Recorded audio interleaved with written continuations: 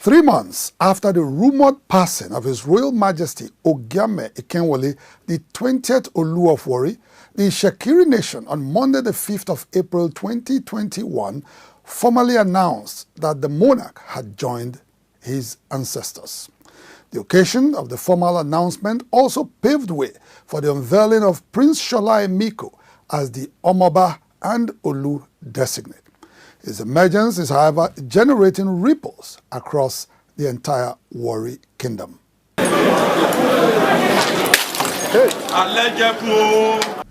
With the breaking of 3 earthen pots, followed by 20 cannon shots, the Iyashere of Warri Kingdom, Chief Johnson Amashionrelege, formally announced the passing of His Royal Majesty Ogiame Ikenwole, the 20th Olu of Warri, who joined his ancestors in December last year. As is customary, the announcement of the demise of an Olu immediately paves way for the unveiling of an Olu designate, otherwise known as Omoba. Prince Shola Emiko was presented to the Shekiri Assembly as Olu designate. He would later be installed as the 21st Olu of Warri Kingdom. Before this formal unveiling of the Olu designate, a lot of scheming took place as several groups were pushing and lobbying for their preferred candidate. The only ruling house in Warri Kingdom, Giniwa 1, which is saddled with the responsibility of providing a candidate, met, deliberated, and chose Prince Shola Emiko, after which they duly wrote to the 5-member Olu Advisory Council, chaired by the Ologbosere of Warri, Chief Ayiri Emami. Upon receipt of the letter, Chief Ayiri, who felt the ruling house did not follow the provisions of a 1979 edict stipulating the requirement and processes for the selection of an Olu, tore the letter into shreds, enveloped it, and returned it to the Giniwa 1 ruling house. I condemn it in totality. It was not matured of his position. It does not mature of any civilized and educated person to do that. It is wrong. Led by Chief Ima Okotiebo, the Oloriebi and current regent of Warri Kingdom, the Giniwa 1 ruling house felt insulted by Chief Ayiri's action and subsequently wielded the big stick. What followed was Chief Ayiri's suspension as the Ologbosere of Warri Kingdom. Chief Ayiri Imami, having exhibited actions and tendencies unbecoming of the position he occupies, and having proven himself unworthy of the Ologbosere stool, is hereby suspended from the Warri Council.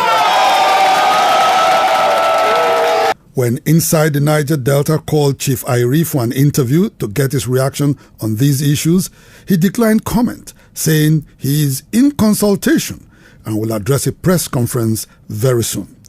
However, one of the kingmakers, Chief Isaac Jemide, the Oshodin of Warri Kingdom, describes the suspension of Chief Ayiri as ultra-vires and of no effect whatsoever. In Latin, in law, it said, nemo dat qui non habet. You cannot give what you do not have. You cannot take what you did not give. The person who made the Ologbosere was an Olu. It's only an Olu that can take Ologbosere from him. I'm standing in front of the Olu's Palace now, which is also known as the Agofen. And right now, you can see the red and black cloth, which of course signifies mourning.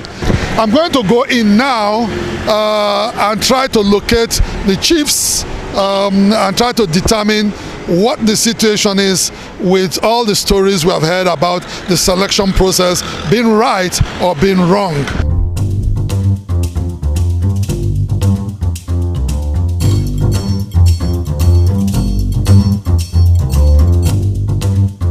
Inside the Olu's Palace, I met some members of the Warri Council of Chiefs in a meeting chaired by the Iyashere Chief Johnson Amashionrelege. I asked him to respond to Chief Ayiri's claim that only the Ologbosere can crown the next Olu of Warri. The Iyashere said, consequent upon Chief Ayiri's suspension as Ologbosere, he has lost his rights to perform all traditional duties, leading to the eventual installation of the 21st Olu of Warri.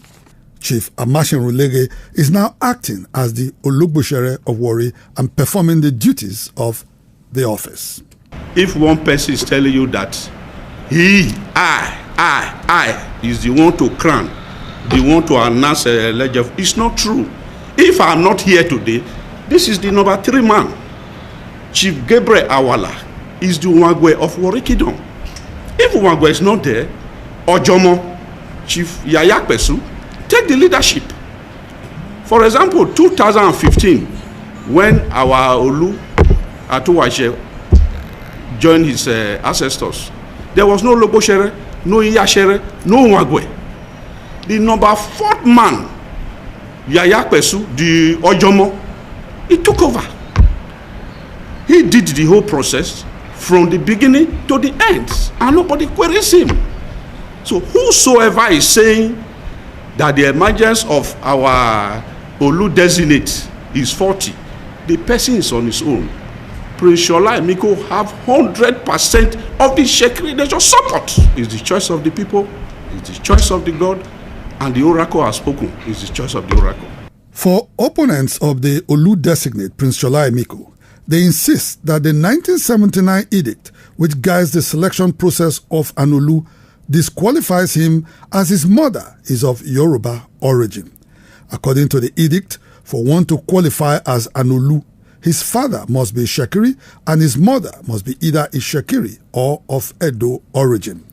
Chief Robinson Ario, the Egogo of Warri Kingdom, says the edict was a mistake they are now determined to correct. What has happened is that we are trying to correct the wrong that was done just once, and that was 2015. Our link, our affiliation with the Yoruba and Edo and Benin is inseparable. It is linked together. So it will amount to injustice to exclude a person solely on the ground that that person's mother is Yoruba, a place where we are from. It will be denying our roots.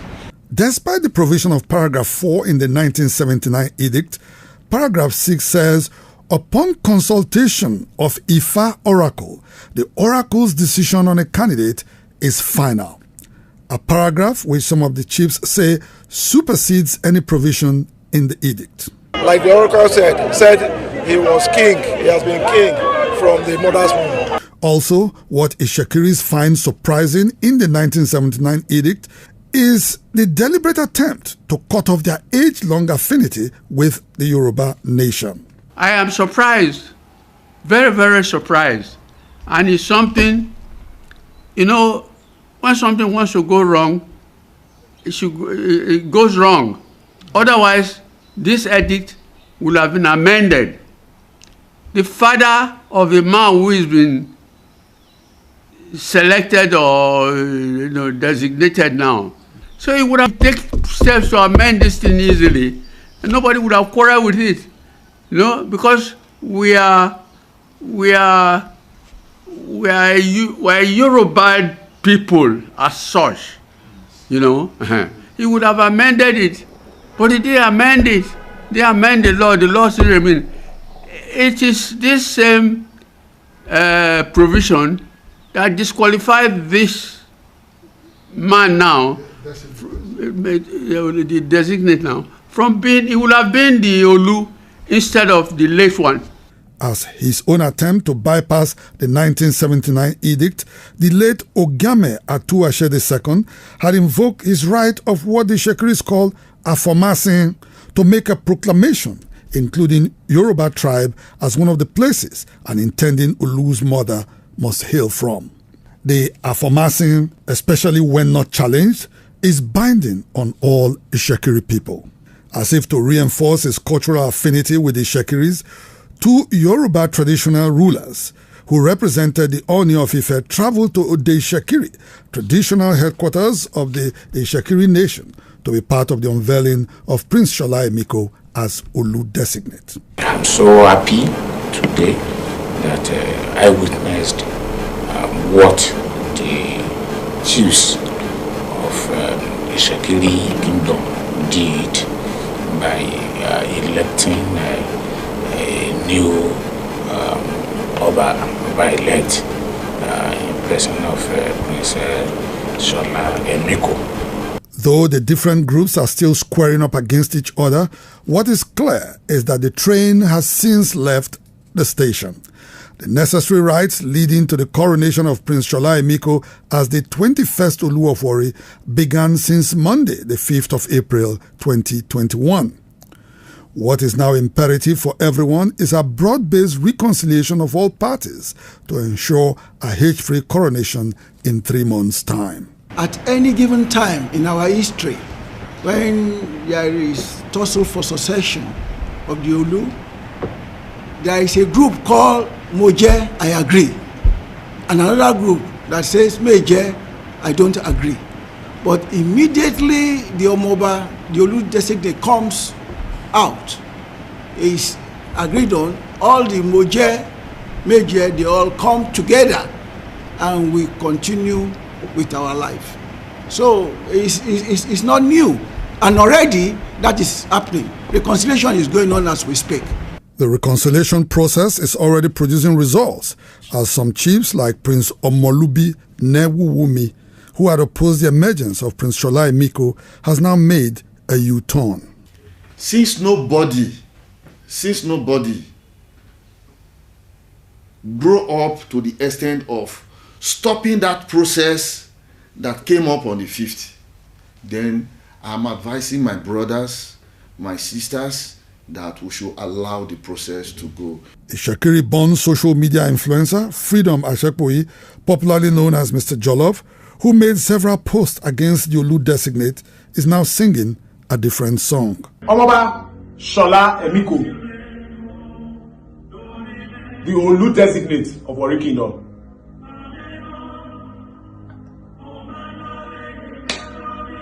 Now push me.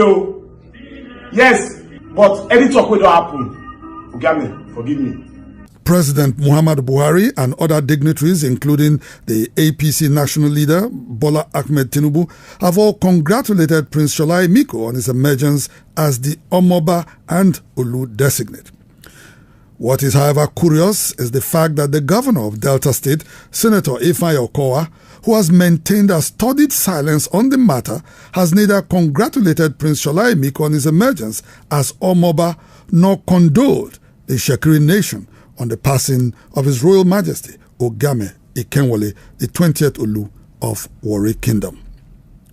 As the contending forces in the Shekiri nation try to resolve their differences, the Nigerian people look forward to the coronation of a 37-year-old serial entrepreneur, Prince Shola Emiko, as the 21st Olu of Warri Kingdom. Inside the Niger Delta,